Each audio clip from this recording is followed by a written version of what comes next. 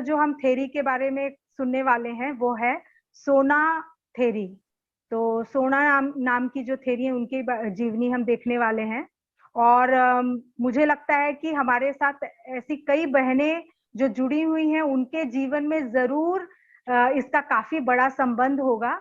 और आज की जो हम थेरी सुनने वाले हैं उससे भी आप सभी को बहुत प्रेरणा मिल सकती है, ऐसी मेरी पूरी आशा है। और जब ये कहानी खत्म होगी तो आप मुझे प्रतिसाद के रूप में भी बता सकते हैं।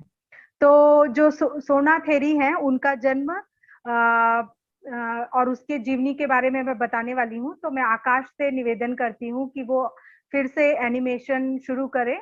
हम फिर से चित्रों के माध्यम से, कार्टून के माध्यम से इस कहानी को देखने वाले हैं।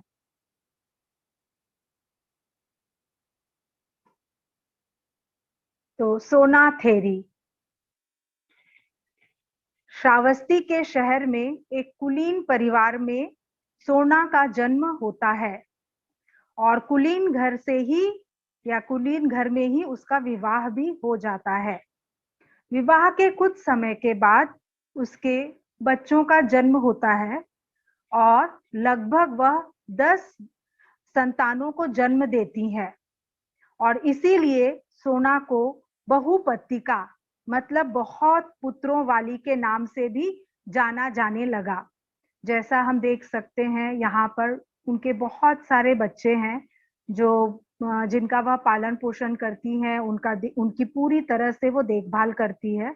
और इसी तरह से वो अपना पूरा समय, अपना पूरा जीवन इन बच्चों के लालन पालन में लगा देती है। और हम समझ भी सकते हैं कि अगर जिनके उस समय 10 बच्चे रहे होंगे तो वह माता कितनी व्यस्त रहती होगी अपने बच्चे के पालन पोषण के लिए। और इस तरह से धीरे धीरे वह अपने बच्चों को पालती हैं, पोसती हैं और उनके बच्चे बड़े होने लगते हैं। और कुछ समय बीतने के बाद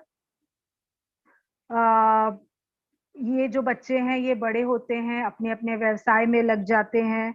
और इनकी सोना व्यवस्थित तरीके से अच्छे घर में देखकर शादी भी कर देती है। और उनके परिवार में पहले से ही सभी की बुद्ध के प्रति काफी आस्था रहती है और सभी बुद्ध के व्यक्तित्व से काफी प्रभावित रहते हैं। यहाँ तक कि उनका जो पति रहता है वह भी भगवान बुद्ध का अनुयायी रहता है। कई वर्षों तक वह उपासक के रूप में प्रवज्जा लेता है। उपासक के रूप में वह भगवान बुद्ध की सेवा करता है। लेकिन कुछ समय के बाद वह निर्णय लेता है कि उन्हें प्रवज्जित होना चाहिए ताकि कम से कम मरने के पहले वह भिक्षु के रूप में भिक्षु संघ में प्रवज्जित होकर आचरण कर सके। यह बात जब सोना को पता चलती है या उनका पति जब यह सब बातें बताता है, आकाश हम लोग यहाँ पर रुक सकते हैं थोड़ा सा। तो यह सब बातें जब उनका पति उनको बताता है सोना को, और वह उससे अनुमति लेने की कोशिश करते हैं। तो हालांकि सोना के लिए यह निर्णय को स्वीकार करना आसान नहीं रहता है, वह काफी मुश्किल स्थिति में आ जाती है। पर फिर भी वह सोचती है कि वह अपने पति के धम्म आचरण में रुकावट नहीं बनना चाहती। और वह बिना शोक किए या अपनी दुख को व्यक्त किए वह अपने पति को अनुमति दे देती है कि वह प्रवज्जित होकर भिक्षु संघ को समर्पित हो सकते हैं अपने आगे के जीवन के लिए। और इस तरह से वह फिर उनके पति के जाने के बाद अपना काफी समय ज्यादा से ज्यादा धम्म कार्य में लगाने की कोशिश करती हैं। और इस तरह से फिर हम जब आगे बढ़ते हैं, हम आगे देख सकते हैं तो वह अपने सभी जो उसके 10 बच्चे रहते हैं उनको सबको अपने पास बुलाती है। जो उनके बच्चे रहते हैं उस समय बच्चे के बच्चे भी हो गए रहते हैं, वह सभी को वह एक साथ बुलाती है और सोना के पास जितनी भी धन संपत्ति रहती है वह सब उन बच्चों में बराबर बांट देती है। और बस वह जब संपत्ति अपनी बांटती है तो सिर्फ यही एक शर्त अपने बच्चों के पास रखती है कि मेरे बुढ़ापे तक, मेरे अंतिम सांस तक मैं आप सभी से अपेक्षा करती हूँ कि आप कम से कम मेरा ध्यान रखेंगे और मेरी जो मूलभूत जरूरतें हैं उसकी पूर्ति करेंगे। और इस तरह से वो अपनी धन संपत्ति सभी बच्चों को बांटकर अपना ज्यादा से ज्यादा समय धम्म अभ्यास और धम्म आचरण में लगाने लगती है। कुछ समय तक तो सब कुछ काफी ठीक चलता रहता है। उसे लगता है कि उसने जो भी निर्णय लिया वो काफी अच्छा रहा, और वह अपना आगे का जो बचा हुआ समय है वह धम्म अभ्यास और धम्म आचरण में लगाना चाहती है। और उस तरह से उसका जीवन कुछ दिन ही चलता है, और उसके बाद धीरे धीरे उनके घर में जो उनके बाल बच्चे रहते हैं उनसे तंग आने लगते हैं, क्योंकि उन्हें लगता है कि इतना सब कुछ करने की क्या जरूरत है। वह उसके जो बच्चे रहते हैं वो अपने माता पिता के धम्म आचरण से उतने खुश नहीं रहते, और उन्हें लगता है कि अपने आराम से घर में रहना चाहिए, क्यों वह इतना ज्यादा धम्म आचरण के पीछे रहती हैं। लेकिन सोना ने तय किया होता है कि वह अपना आगे का जीवन धम्म आचरण में लगाना चाहती है, तो वह उस तरह से अपने आचरण में व्यस्त रहती है। पर धीरे धीरे उनके जो बच्चे रहते हैं वह उनसे और परेशान होने लगते हैं। वह अब धीरे धीरे उनके उसकी तरफ ध्यान देना भी बंद कर देते हैं, उसकी देखभाल की तरफ नजरअंदाज करने लगते हैं, क्योंकि एक तरह से उन्हें अब पूरा जो सोना की संपत्ति है वह सब तो उन्हें मिल ही गया होता है, और कुछ और संपत्ति आने की उन्हें चाह तो नहीं रहती। उनको मालूम रहता है कि सोना के पास, उनकी माँ के पास जो भी धन संपत्ति थी अब वह सब बांट चुकी है। तो एक तरह से वो बच्चे काफी निराश हो जाते हैं, और वह सोना की जो देखभाल करनी चाहिए उससे काफी दुर्लक्ष्य करने लगते हैं, नजरअंदाज करने लगते हैं, और अपने जीवन में, अपने संसार में पूरी तरह से वह व्यस्त हो जाते हैं। तो यह सब देखकर सोना को काफी दुख होने लगता है, वह काफी पीड़ा में भी चली जाती है। और जैसे जैसे समय बीतता जाता है उनके जो बच्चे रहते हैं वह उसे और नजरअंदाज करने लगते हैं। तो यहाँ पर आकाश हम लोग थोड़ा सा रुक सकते हैं।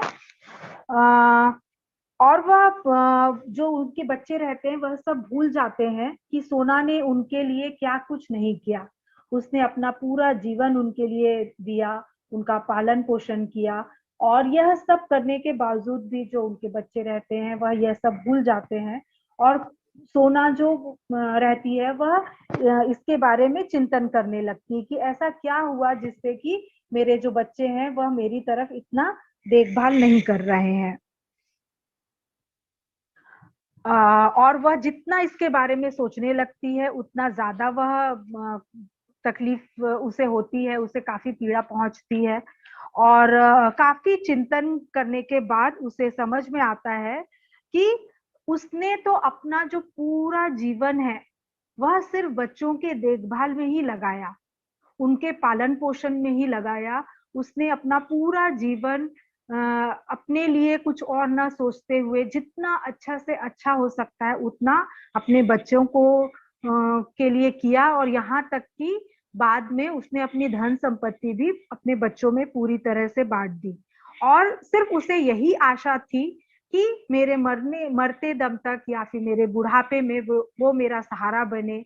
मैंने जिस तरह से इनकी देखभाल की है, जो इनका लालन पालन किया है, वह सब को वह याद रखते हुए मुझे जब जरूरत रहे, मेरा जब बुढ़ापा आए, मुझे इनकी जब जरूरत रहे, इनके मदद की जरूरत रहे, तब वह मेरा सहारा बनकर मेरी तरफ से खड़े हों और मुझे पूरी देखभाल करें, और जो मेरा बुढ़ापे के समय में अकेलापन रहेगा उसे मेरे जो बच्चे हैं या उनके जो बच्चे हैं वह सब दूर करेंगे। और सोना को यही जब वो चिंतन करती है तो समझ में आता है कि मैंने जो अपने बच्चों से उम्मीद की है कि एक माँ के द्वारा मैंने जो भी योगदान दिया, जो उनको प्यार दिया, जो उनको देखभाल की, वह मेरी कद्र करेंगे बुढ़ापे में। यह सब बातें वो याद रखेंगे, और उसके बदले में बुढ़ापे में वह मेरी प्यार से देखभाल करेंगे। जिस तरह से मैंने उनकी एक एक जरूरतों की पूर्ति की है, उसी तरह से वह भी मेरी पूरे जरूरतों को ध्यान रखेंगे।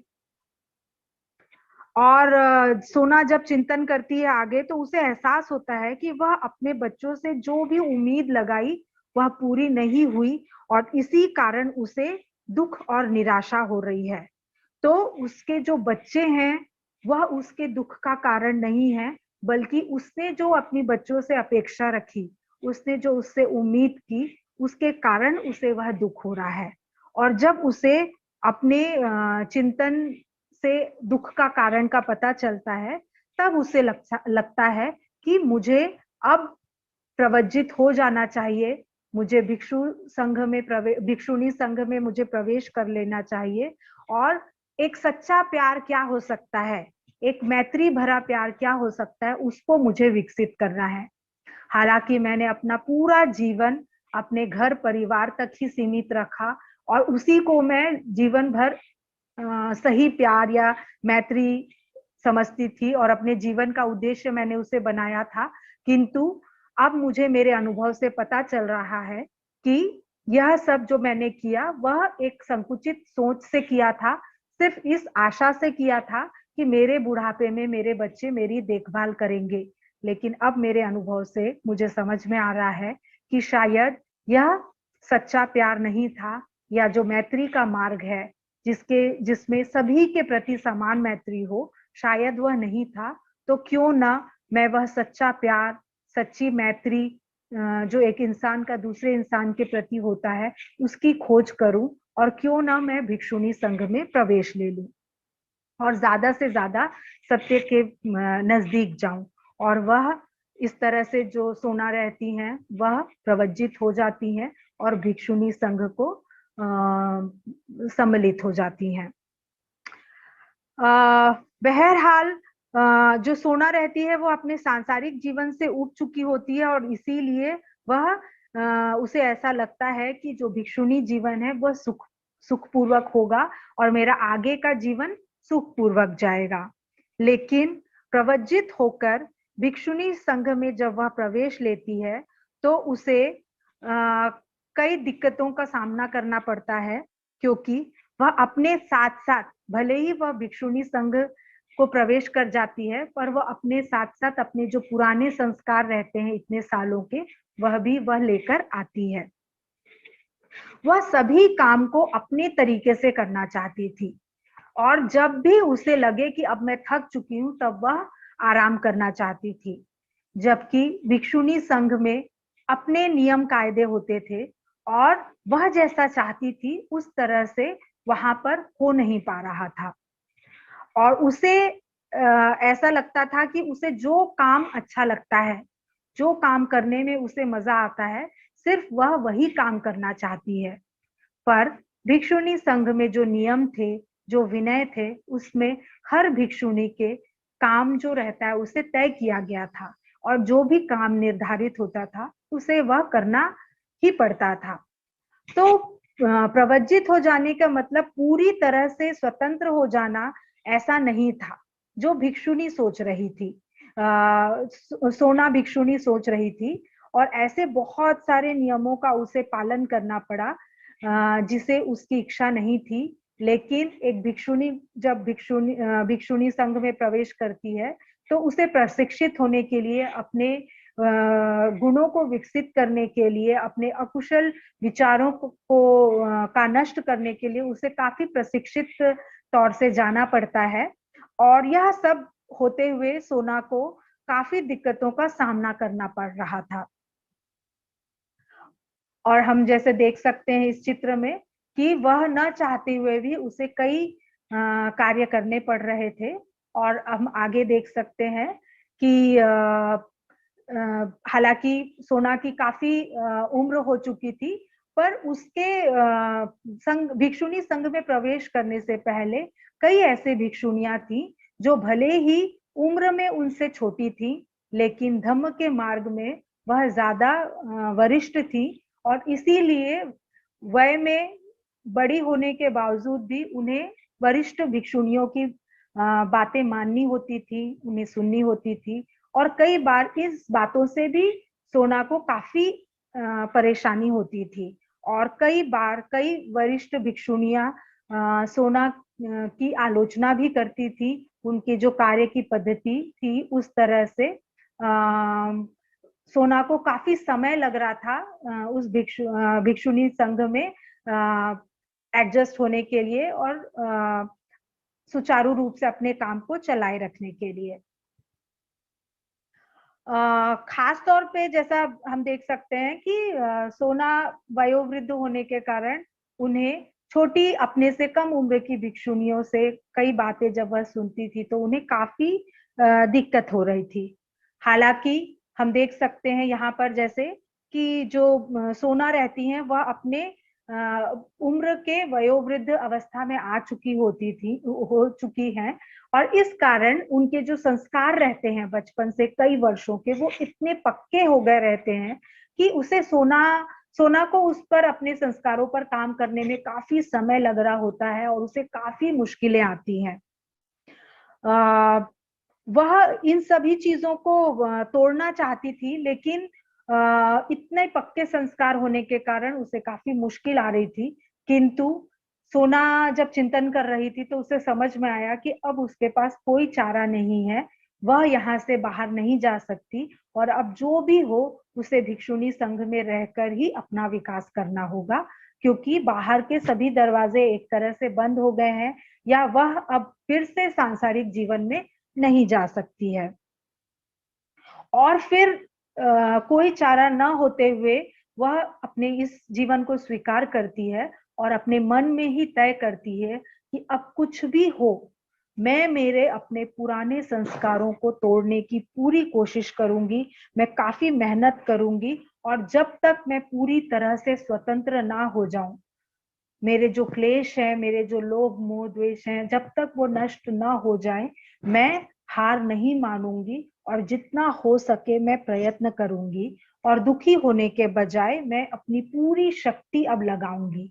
और इस तरह से वो अपने मन में ही निर्णय लेती है और वह अपनी अक्षमता और उसे अपनी अक्षमताएं रहती हैं जो जो वो काम नहीं कर पाती है उसकी भी उसे एहसास होता है और वह अपनी कमजोरियों को देखते हुए मतलब देख पाती है और वह तय करती है कि अब वह जो भी उसकी कमजोरी है, जो उसके अकुशल गुण है, जो उसे पीछे ढकेल रहे हैं, अब वह उस पर जितना हो सके कठिन से कठिन कार्य करेगी और वह उस पर विजय जरूर प्राप्त करेगी। और इस तरह से वह अपने धम्म के मार्ग पर आरूढ़ होने लगती है और उसे कोई भी रोक नहीं सकता, ऐसा वह तय करती है।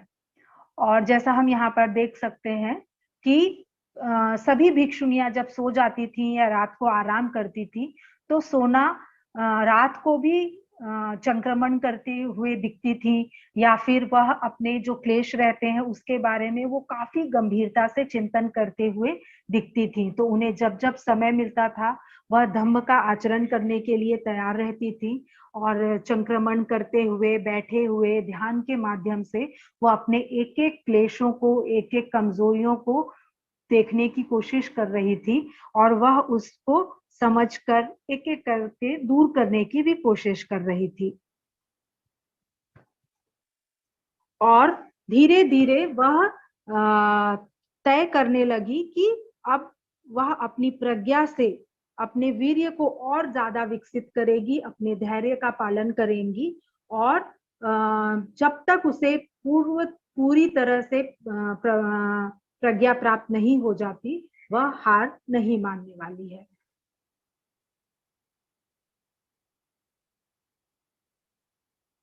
और जब वह इस तरह से चिंतन कर रही होती है तो उसे अपनी एक एक कमजोरियां अपने सामने दिखती दिखती जाती हैं।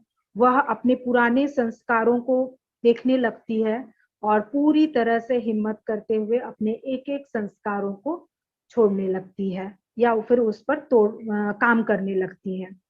वह चिंतन मनन करते हुए वह सभी बातों को जानने की कोशिश करती है, उसके पीछे का कारण समझने की कोशिश करती है और वह जिसके कारण पूरे जीवन भर दुखी रही, जिसके कारण उसे काफी दिक्कतों का सामना करना पड़ रहा था वह के तो वह चिंतन मनन करते हुए अपनी सभी जो दुखों के कारण हैं उसको वह देखने लगती है, उसको समझने लगती है और इस तरह से वह धीरे धीरे अपने दुख से मुक्त होने के मार्ग पर आगे बढ़ती हुई जाती है। उसे एहसास भी होने लगता है कि किन किन कारणों से वह पीछे हो रही है, और अब वह एक तरह से अपने अंदर पूरी ऊर्जा महसूस करती है, और कटिबद्धता से और प्रयत्न करते हुए वह काफी प्रयास करने लगती है। अब हम आगे देख सकते हैं कि एक दिन ऐसा होता है कि उसके भिक्षुणी संघ में जितने भी वरिष्ठ भिक्षुणियां रहती हैं, उन्हें एक काम से बाहर जाना होता है शहर पर। उन्हें कोई कार्यक्रम के लिए निमंत्रण मिला होता है, और उसमें से जो एक भिक्षुणी रहती है, वह सोना को अपने बाहर जाने की जानकारी देती हैं, और उन्हें वह एक काम सौंप कर जाती है। वह यह कि यह जो भरा बड़ा सा बर्तन है, इसमें उसे पानी भरना होता है, और उनके वापस आने तक यह पानी गर्म हो जाना चाहिए। इस तरह से वह भिक्षुणी सोना को निर्देश देकर वहां से निकल जाती है। वह भिक्षुणियों के जाने के बाद सोना जल्दी से जाती है, उस बर्तन पर पानी भरकर लाती है और उसे चूल्हे पर चढ़ा देती है ताकि वह पानी गर्म हो जाए। और रोज मर्रा की तरह सोना का जो दूसरा काम रहता है, पूजा स्थान में जितने भी फूल रहते हैं, जितनी भी अगरबत्ती रहती है, मोमबत्ती रहती है, वह सबकी सफाई करना, पुराने हो चुके फूलों को नए फूलों के रूप में बदलना, नए मोमबत्तियों को रखना और नए अगरबत्तियों को डालना, इस तरह से उसका काम होता रहता है। तो आकाश, यहाँ पर हम थोड़ा सा रुक सकते हैं। तो एक तरफ सोना पानी उबलने के लिए रख देती है, और दूसरी तरफ वह जितने भी पुराने फूल रहते हैं, मोमबत्ती रहती है, अगरबत्ती रहती है, उसको बदलने के लिए वह उसमें लग जाती है, और वह नए ताजे ताजे फूल लेकर आती है, और जितने पुराने जो फूल रहते हैं उसको एक तरफ निकालते रहती है। और जैसा कि यह जो कार्य रहता है, ये सोना का रोजमर्रा का कार्य रहता है, तो वह इसमें काफी निपुण हो जाती है, और उसे इसके बारे में ज्यादा सोचना नहीं पड़ता। शुरू शुरू में सोना को काफी समय लगा था पूजा स्थान में ये सब चीजों को रखने के लिए, किस तरह से फूल को सजाया जाता है, अगरबत्ती रखी जाती है, मोमबत्ती रखी जाती है, लेकिन धीरे धीरे वह अपने इस काम में काफी निपुण हो जाती है, और वह उसके लिए फिर यह काम इतना बड़ा नहीं होता। तो साथ में वह जब यह कर रही होती है, तो वह अपने मन में कुछ और उसके विचार आते हैं जिस पर वह चिंतन कर रही होती है। तो आगे बढ़ सकते हैं हम लोग आकाश अभी। तो एक तरह से हम देख सकते हैं कि उसको इतनी आदत हो गई रहती है इस काम के लिए कि वह यह काम करते हुए भी दूसरी बातों पर वह चिंतन कर सकती है। तो जब वह फूल, मोमबत्ती और अगरबत्ती बदलने लगती है, तो उसे जो फूल, मोमबत्ती और अगरबत्ती है, उसका जो स्वाभाविक स्वभाव है, उसके बारे में वह चिंतन करने लगती है। तो जैसे कि फूल अनित्य का प्रतीक है, तो वह यह काम करते हुए जीवन की अनित्यता, दुख और अनात्म को देखने लगती है। वह पूरी तरह से अपना ध्यान इस कार्य में केंद्रित करती है। तो वह फूल देखते हुए चिंतन करती है कि जिस तरह से यह जो मुरझाया हुआ फूल है, पूरी तरह से वह कमजोर, फीका दिख रहा है, और अंत में एक तरह से वो पूरी तरह से मर जाने वाला है, और इसकी जगह जो दूसरे ताजे फूल हैं, वह उसकी जगह ले लेते हैं, और जो काफी सुंदर, मजबूत और ताजगी भरे हुए रहते हैं। इसी तरह से यह संसार का नियम है। जो पुरानी चीजें हैं वह कमजोर हो जाती हैं, फीकी पड़ जाती हैं, सूख जाती हैं, नष्ट हो जाती हैं, उसका मृत्यु हो जाता है, और उसकी जगह नई चीजें ले लेती हैं। नए फूल आ जाते हैं जो पूरी तरह से ताजा रहते हैं, सुगंधित रहते हैं, मजबूत रहते हैं, और बहुत ही दिखने में सुंदर रहने वाले होते हैं। इस तरह से वह चिंतन कर रही होती है, और जिस तरह से यह ताजे फूल हैं, उसी तरह से वह ताजे फूल भी फिर से मुरझाने वाले हैं और उसकी जगह दूसरे ताजे फूल लेने वाले हैं।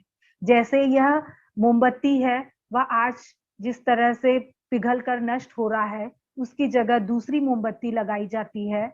जिस तरह से अगरबत्ती होता है, वह मुरझा जाता है या फिर खत्म हो जाता है जलकर, और उसकी जगह दूसरी मोमबत्ती और अगरबत्ती आ जाती है। इसी तरह से हर एक चीज नष्ट होने वाला है।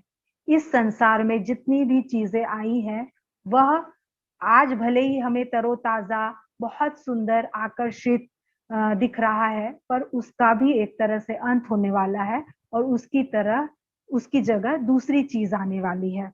और इस तरह से जो सोना इन बातों का चिंतन करने लगती है और वह यह भी देखती है कि यह जो चक्र है वह कभी भी न खत्म होने वाला है।